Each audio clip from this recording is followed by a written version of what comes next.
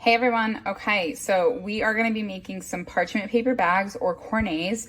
In the course of your career as pastry chefs, you are going to see so many different methods to making a parchment paper bag. I would venture to say that probably none of them are ever going to be considered wrong. There are just different methods. If you notice from the shadows, I'm actually filming as if this is you guys looking down at the counter space. Hopefully it'll help to make a little bit more sense. Sometimes when we watch videos like this, they're shot mirror image or as if you're watching someone else. So hopefully you guys will be able to watch from my point of view, and I will do my absolute best to get like the best possible angle. I've got two different types of parchment paper today. They're actually both the same brand, but one of them is a flat sheet that has been folded. So we're gonna work with like a nice flat piece with some creases and see some of the issues that come from working with something like this sometimes. And then with the parchment paper bags, these are generally going to be for small, delicate work, oftentimes chocolate, sometimes royal icing, but usually these are going to be for dry items. In a pinch, like if for some reason you have zero plastic bags on hand, they absolutely could be utilized for whipped cream or something like that. But realistically, what we're going to be using these for is small, drier items like chocolate. So let's go ahead and get started. We have our flat parchment sheet right here. Now it does have a couple creases, but we're starting with a really nice rectangle. So with the parchment bag, we want to get this to a triangle. So we could take this sheet, the size that it is, and what we're going to do is we're going to go from corner to corner. And we're just going to fold this in half and get a mountain range, essentially. So if you are a visual learner like me and can imagine, when we fold a nice crease down in here like this, we now have these two mountain ranges. But what we want to do is we want to separate them so that we've got two sections of parchment to make our cornets with. And I like to use a knife, not a pair of scissors. When we use scissors on the parchment, we oftentimes are left with an uneven edge, and so a knife helps us a lot with this. So I'm gonna change our angle real quick, get us a little bit of a better view and a better setup for how this can best be done to avoid having a lip on the edge of our parchment. All right, so as you can see, I've moved over to the very edge of my counter space. I have my knife in my dominant hand, and what I want to do is I want to turn this so that I'm half on the counter, half off the counter. This is a technique that I like to use to help keep everything very even and level. It also means that I can't really have anyone over here walking in my space, just in case my knife slips. I obviously don't want to injure anyone. What we're going to do is we're going to tuck the knife in the very bottom corner. I'm going to apply pressure to both the top and bottom pieces of parchment. And I'm very gently applying pressure to the knife so that it stays level with my counter. And I just want to pull gently. If your knife is nice and sharp, you should have no problem cutting right through your paper. And we're just going to kind of make gentle, swift movements.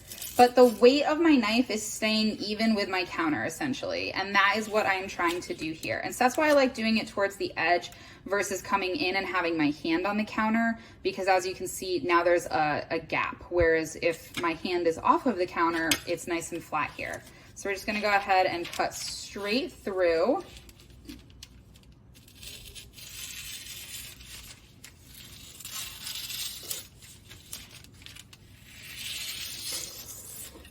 Okay, and so you're gonna notice there are a couple places where I do have that lip. And so if you can see that little folded over edge right here on the parchment, so that is one of the things that you'd want to ideally avoid. So this might be a piece of parchment that we trim down one more time. At that point, a pair of scissors would be fine to use because there's no crease. We would just be trying to cut a straight line. But we do have this side over here, which has no crease, just a nice flat, smooth edge all the way across. So now that we have our parchment triangle, which is a little bit of a lopsided, forgive me guys, for my geometry classes were years ago. Whatever the kind of triangle this is with the one long side and the one short side, this is what we're looking for here. Okay, so now that we have our triangle, we have three different points. We've got our long end, our tall end, and then our shorter triangle. So what I like to do is I like to take my short triangle in between my fingers here, and I'm going to curl it and just get it to match. So if you can see, I've already gotten a cone shape started. I'm going to switch hands just for convenience for me, and pinch it. And I'm looking to just bring that match right up here. Now you can see we're getting some wrinkles, and this is what happens when you have parchment that is creased. And so I purposely wanted to pick a couple pieces that were imperfect to show you guys some of the issues.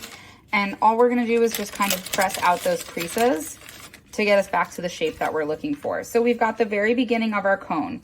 So my short triangle end is now up onto the opposite, or technically the same side that it originally was. It's just been curled around. So we started over here, and with us starting on the right side of our mountain peak, we're going to end on the right side of our mountain peak. The only difference is we're going to curl and come up. And so like I said, for me, I start here and I do switch fingers to make this a little bit easier. And so there we have it. Now what we want to do is from this point, we're going to take our long end and we are going to wrap it once, twice, and pull it up. Now you might notice there's some resistance, and that's okay. So what we're going to do is we're going to grab all of the peaks together in one hand. So I have all three triangles. I can see the base of my cone. And what we want to do is we just want to slide. So if you guys can see the parchment, I'm just sliding the back up and down. So what that looks like from the opposite side is I'm just sliding it. And what I want to do is when I slide this one up, I'm also going to slide the center one up. So everything is sliding together. What this is doing is opening and closing the base of my triangle. Now, of course, with some of the folds in our parchment, we're going to have some buckling. And that's something that we're just going to deal with. What we want in an ideal world is for the bottom of our cone to be nice and closed off. We want all the pieces. We don't want any loose curl right here. All of this should be really nice and tight. And we want this to be nice and closed. And so once we get everything exactly where we want it to be, we should be able to see all three of our peaks right here. So we've created a new mountain range. And this gets us a very tight, narrow cone. I prefer to work with these. Some people do like theirs to be much wider, so there's a different method. One that I'm not familiar enough with to show everyone. So we're gonna stick with just my method of doing cones, which is a narrow, tight cone. So once we have the base closed right here, we're just gonna go ahead and take all three peaks and fold them inside. This essentially locks our parchment in place. We wanna crease it nice and firmly. Again, you cannot see through to the opposite side. The peak is very closed. We do have just a little bit of looseness right here, and that is completely fine, because what we're gonna do as far as when we get ready to fill this is we're gonna close the bag from the bottom like this, and we're just gonna crease it right here. So now when I go to fill my parchment bag, I can hold it like this. I can fill it. I'm gonna fill it no more than probably about this much, which is quite a bit for a parchment bag. And then we'll be able to close it without having anything drip. Now, when you close your parchment bags for use, you'll always wanna know where your seam is, because you wanna pull that seam really tight. So what we'll end up doing is closing the bag in like this, and then folding it backwards. And this creates a lot of tension on our seam. And now our parchment bag is ready to be used. Parchment bag. Now we are going to talk about piping bags that are plastic and best ways to fill. So I've got my piping bag right here. I've already curled my top over. This way, of course, I can stick my hand right underneath and use that as a way to hold the bag very easily. I need to get my piping tip in here though. So I have an 866 French star tip that I've also rounded. Generally speaking, when you get star tips, the points are going to be straight up and down. Rounding them off creates a slightly different appearance to them, and you can very easily round it by pressing the piping tip down into the counter. You can push them back, of course, by inserting a metal object that is wider than the diameter here. That'll straighten them back out, but doing that too many times can cause them to break. So I usually recommend at a certain point in your career to just have two sets of all of your piping tips as far as stars. That way you can have a curled set and a straight set. But we're just gonna go ahead and drop our piping tip right into our bag. From here, we're gonna determine about where the piping tip is going to be. Now remember, what we need to do is make sure that the plastic comes behind those last points right here. If the plastic sits in this area, then what we're gonna end up having is a star tip that doesn't have its full view. So usually just a pair of scissors works well. We're gonna go ahead and push the tip back just a little bit. And we're gonna go ahead and make our cut approximately where we think it should be. Always go with a little bit less because we can always cut more, but we cannot add back to it. And then we'll push our star tip up and see where we're at. So we are indeed not shallow enough. So we do need to go ahead and push our tip back out and just cut off a tiny bit more. Now we're ready to get our bag filled. Now, to fill our bag, I have a batch of meringue to make some meringue cookies. It's dyed a slight green, added some mint extracts. We're gonna make some mint meringue cookies. Again, I have my bag folded, covering my hand, and then we have right here, as you can see, you could absolutely twist your bag and push it into the tip, but the meringue I don't think is gonna be droopy enough to drop out, so I'm not worried about that, so I'm gonna leave it as it is. So I have my product on my right, my bag on my left, and I'm just gonna kind of scoop what I'm looking for. And if you notice, I'm gonna turn my hand so that I press my spatula against my thumb so I can clean the product off the spatula right into my piping bag. So if you're comfortable working on something without needing a cup or something to hold your piping bag, this is what I find to be the easiest, most convenient way, I suppose, to fill my piping bag.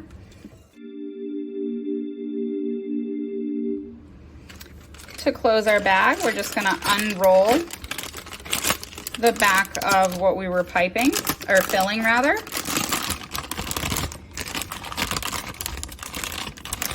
Plastic bags generally do have a seam. I like to find that seam and match it back up.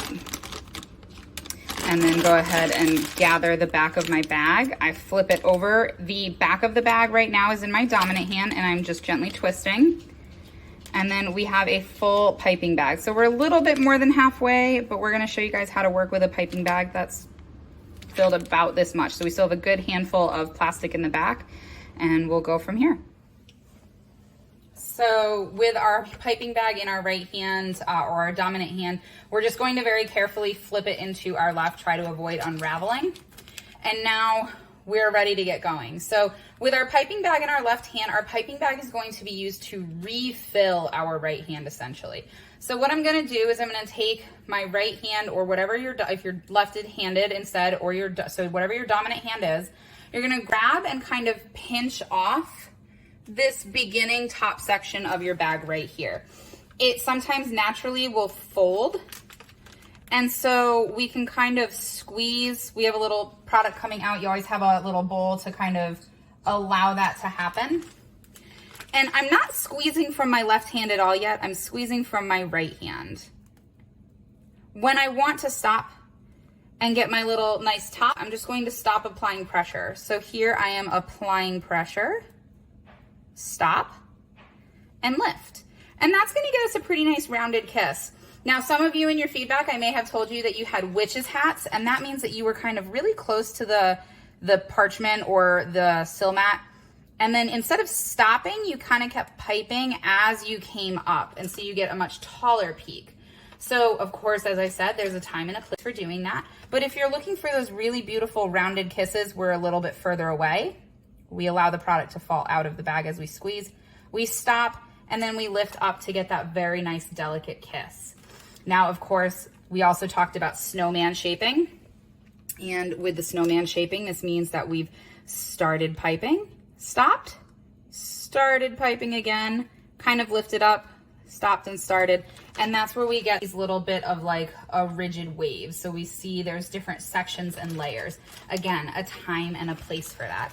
But what we really want to focus on is allowing our product to fall out of the bag and round out itself. Stop piping and pull up. So it's all pressure control. You can do this very quickly, or of course you can take your time and do this slowly. So to show everyone from a different angle, we are squeezing, stopping, pulling, Squeezing, stopping, pulling. And that is gonna get us our very beautiful kisses. Now, if we're working on something like a rosette, oftentimes what we see with rosettes in the beginning is we start in the center, come around, and all the way out. But really what we wanna see instead is go in for your center, come up and around and back in. And so it's like we're piping on top of our center. And so if we get a little bit closer, you can see the difference from the first one, which is a little bit more flat, and the last three, which have a little bit more height to them. The last shape a lot of people in the class were practicing was that swirl. And with the swirl, what we're doing is we're piping more on an angle. And again, we're piping up and around.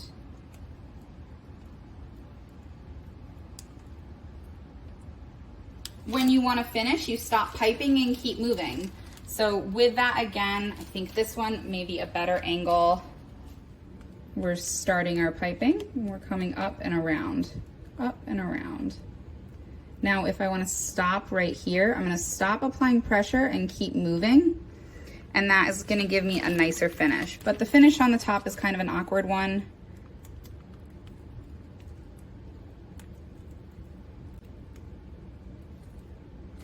So even though I've stopped applying pressure, I continue to move. That is going to give you the nicest finish. And so it's very similar to the rosettes. I'm gonna rotate our sheet pan for easy maneuvering.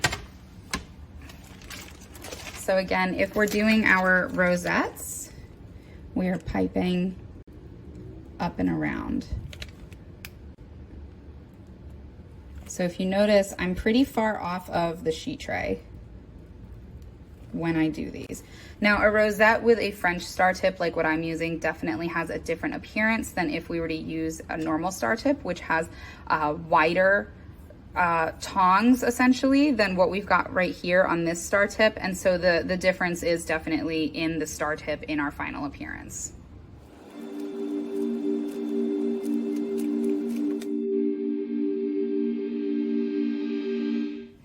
You'll notice so far that these ones are larger. The piping tip is still the same. I'm applying more pressure and working a little bit slower. So I'm also holding my piping bag a little bit higher to continue getting that round shape, but just adding more pressure and having more product come out of the bag in one spot. This way I can have some nice large kisses that I will most likely dip in chocolate. That way I can have some mint chocolate kisses later on, because if these are not dipped in chocolate, they're not one of my favorite snacks because of how sweet they are.